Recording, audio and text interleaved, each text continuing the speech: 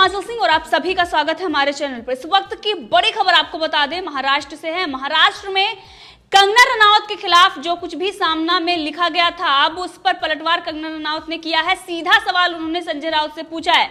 तो आपने देखा किस तरीके से संजय राउत ने सामना में कंगना रनौत के खिलाफ चीजें लिखी, पहले हरामखोर और उसके बाद कंगना रनौत को मेंटल, और अब नटी यानी कि नाचने वाली संजय राउत ने सामना में जो कुछ भी लिखा है।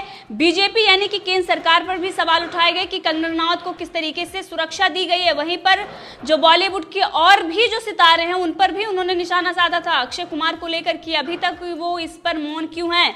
कंगना रनौत ने पीओके से तुलना की मुंबई की, लेकिन इस पर कोई कुछ नहीं बोला। अब कंगना रनौत ने सीधा सवाल संजय राउत से पूछा। उन्होंने कहा, क्या केंद्र सरकार ने सुरक्षा देकर गलती की कोई? जब आपके गुंडे जो शिवसैनिक थे किस तरीके से डरा धमका रहे थे, मारने की और रेप करने की जो धमकियां उनको लगातार मिल रही थी, उसको देखते हुए केंद्र सरकार ने उनको सुरक्षा दी है। बीजेपी ने जो सुरक्षा दी है एक महिला को, इसलिए ताकि वो अपनी सुरक्षा को लेकर चिंतित थी और इसीलिए उन्हें वाई कैटेगरी की सुरक्षा मिली है। लेकिन इस पर जो सवाल पूछ रहे थे सामना में संजय राउत, और जिस तरीके से उन्होंने केंद्र सरकार पर सवाल उठाए थे, उसको लेकर अब कंगना रनौत ने बड़ा पलटवार कर दिया। उन्होंने कहा है कि बीजेपी एक ऐसी महिला की सुरक्षा कर रही है जो ड्रग्स माफिया के खिलाफ खड़ी हुई है, जो लगातार माफिया रैकेट का भंडाफोड़ कर रही है। तो कंगना रनौत अब राज्यपाल से मुलाकात करने वाली हैं, लेकिन उससे पहले एक बड़ा सवाल है कि जिस तरीके की स्थिति महाराष्ट्र में है, सुरक्षा को लेकर कोई भी महाराष्ट्र में चिंतित हो सकता है, क्योंकि आपने देखा कि नेवी ऑफिसर जो रिटायर हैं उन पर शिवसैनिक ने हमला किया और उसके बाद संजय राउत ने कहा कि ये सामान्य है, इसमें कोई बड़ी बात नहीं है। लेकिन ये जो पूरी स्थिति बनी हुई है महाराष्ट्र में, एक तरीके से ये पीओके का ही हाल लग रहा है, क्योंकि वहां पर जो सरकार है वो गुंडों को 4 घंटे में जमानत दे देती है। पालघर की घटना में भी किस तरीके से जो आरोपी थे उनको बरी कर दिया गया। ये सारी चीजें दिखा रही हैं कि किस तरीके की अव्यवस्था महाराष्ट्र में है। लेकिन वहीं उद्धव ठाकरे जो प्रेस कॉन्फ्रेंस कर रहे थे, क्योंकि उनको पता है कि कंगना रनौत जो लगातार चुनौती दे रही है महाराष्ट्र सरकार को, अब वो राज्यपाल से मिलने जाने वाली हैं। कोरोना को लेकर महाराष्ट्र में जो स्थिति बनी हुई है, इसको लेकर सरकार पूरे देश में घिरी हुई है। पूरे देश की जनता उद्धव सरकार से सवाल पूछ रही है और उद्धव ठाकरे को ये पता है कि कंगना रनौत अब राज्यपाल से मिलने जाएंगे और उस वक्त उनकी मुश्किलें और बढ़ेंगी, क्योंकि सुरक्षा को लेकर और तमाम चीजों से अवगत कराएंगी कंगना रनौत राज्यपाल को। और इसी को लेकर प्रेस कॉन्फ्रेंस उद्धव ठाकरे ने की। उन्होंने पूरा जो कुछ भी उनका मामला था वो कोरोना पर ही ध्यान उन्होंने केंद्रित रखा, लेकिन उसमें कुछ ऐसी चीजें उन्होंने कही जिससे साफ तौर पर ये दिखाई दे रहा है कि वो अपने परिवार की हिफाजत कर रहे हैं। और इस वक्त कुछ ऐसी चीजें महाराष्ट्र में हैं जिसकी वजह से वो इस पर बात नहीं कर सकते। वो ये कह रहे हैं कि इस पर राजनीति हो रही है और मेरी चुप्पी को मेरी कमजोरी ना समझा जाए। मैं चुप हूं, इसका मतलब ये नहीं है कि मेरे पास जवाब नहीं है। अब उद्धव ठाकरे ने ये कहा है कि महाराष्ट्र को लेकर जो चीजें हो रही हैं उसको लेकर मैं आज बात करूंगा। शुरुआत करते समय मैं कोरोना पर ही बात करूंगा। अब कहा जा रहा है कि कोरोना का संकट बढ़ता जा रहा है। WHO की रिपोर्ट में ये बात कही गई है कि सभी धर्म के लोगों ने सामाजिक जिम्मेदारी का पालन करते हुए अपने त्योहार मनाए हैं। कोरोना का संकट बढ़ रहा है और भी बढ़ेगा।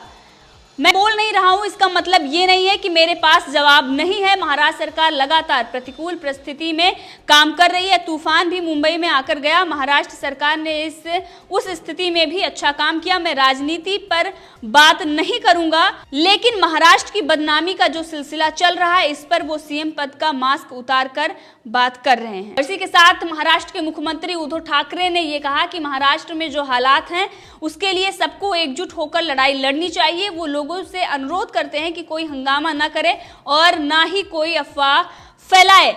लेकिन संजय राउत जो लगातार हंगामा करने पर तुले हुए हैं, जो लगातार कंगना रनौत पर टिप्पणी कर रहे हैं, आपने देखा कि पहले हरामखोर और किस तरीके से कंगना रनौत की बेइज्जती की गई, उसके बाद पूरे देश में आक्रोशित है जनता इस बात को लेकर। और इसी के साथ आपने देखा कि हिमाचल में FIR दर्ज की गई और उसके बाद उद्धव ठाकरे और साथ में संजय राउत के खिलाफ बिहार में भी मुकदमा दर्ज कर दिया गया है।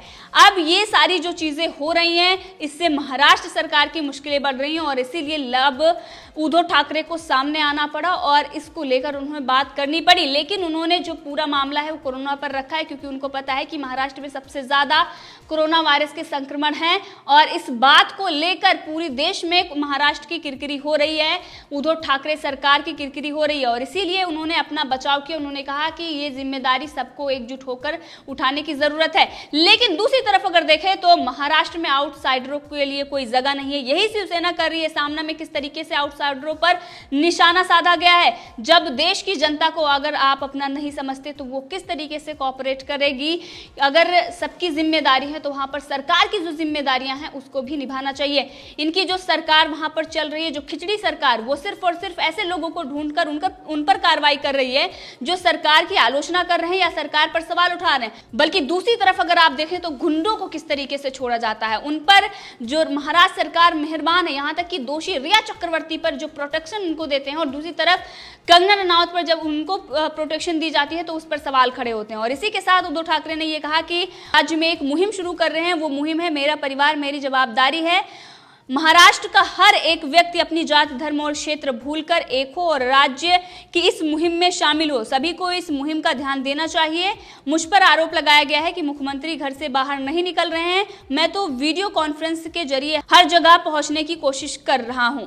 अब यहाँ पर जो ये सवाल उठाए गए थे, उनके ही सरकार में जो लोग बैठे हुए हैं उन्होंने ये सवाल उठाए थे कि उद्धव ठाकरे सिर्फ और सिर्फ एक कमरे में बैठकर जमीनी स्तर के हालातों की वो चर्चा कर रहे हैं, वहीं से ही वो कोरोना वायरस की लड़ाई लड़ रहे हैं। अब इस पर उन्होंने सफाई भी पेश की। उन्होंने कहा कि मैं वीडियो कॉन्फ्रेंस के जरिए हर जगह पहुंचने की कोशिश कर रहा हूं। मैं महाराष्ट्र में कोरोना से लड़ रहा हूं। इससे पहले भी उनकी कई सारी कोरोना वायरस को लेकर वीडियो आई है जिस पर उनकी आलोचना भी हुई है।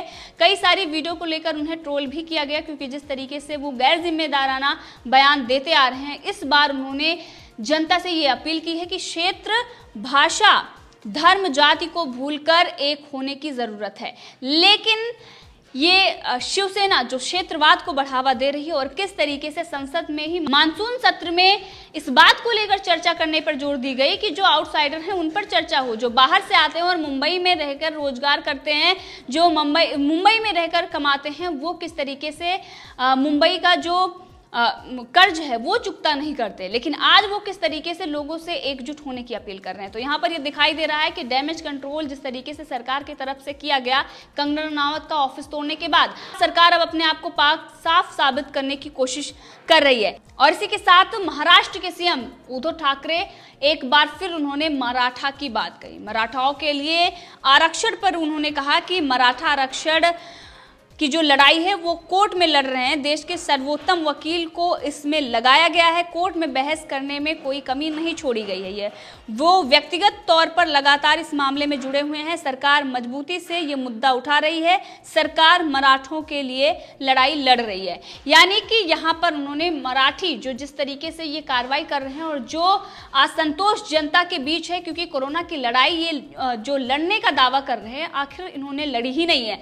सिर्फ और सिर्फ कंगना और ऐसे लोगों से लड़ाई लड़ रहे हैं जो सरकार की आलोचना कर रहे हैं। अब इसको लेकर इनको पता है कि जो वहां की जनता है उनमें काफी असंतोष है और इसीलिए उनको खुश करने के लिए इन्होंने आरक्षण की बात एक बार फिर कह दी है। और इसमें जब कोरोना पर ये बात कर रहे थे और दूसरी जो राजनीतिक चीजें थी उस पर इन्होंने कहा कि मैं ज्यादा बोलूंगा नहीं, लेकिन अगर मैं चुप हूं इसका मतलब ये नहीं है कि मेरी कमजोरी है या फिर मेरे पास जवाब नहीं है। लेकिन दूसरी तरफ आरक्षण की बात करके उन जो वहां की जनता है उनसे एक बार फिर उनके लिए हमदर्दी इन्होंने जताना चाहिए। लेकिन अब जिस तरीके से पूरे मामले में अगर हम देखें तो केंद्रीय मंत्री रामदास अठावले ने भी राज्यपाल से मुलाकात की और अब कंगना रनौत मुलाकात करने जा रही है। इसमें रामदास अठावले ने राष्ट्रपति शासन लागू करने की भी बात कही थी। नौसेना के जो रिटायर जो ऑफिसर हैं जिन पर हमला किया गया, उन्होंने भी राष्ट्रपति शासन लागू करने की बात कही है। यहाँ तक कि पूरी जनता मांग कर रही है। और इसी के साथ कंगना रनौत को लेकर जो बदले की कार्रवाई महाराष्ट्र सरकार कर रही है उसके बारे में केंद्रीय मंत्री रामदास अठावले, जिन्होंने राज्यपाल से मुलाकात की थी और इसके साथ ही कंगना रनौत से भी मुलाकात की थी, उन्होंने कंगना रनौत को लेकर कहा है कि महाराष्ट्र सरकार उन्हें ड्रग्स मामले में फंसाने की कोशिश कर रही है। कंगना रनौत को न्याय मिलना चाहिए। कंगना रनौत का जो नुकसान हुआ है उसका मुआवजा उनको मिलना चाहिए।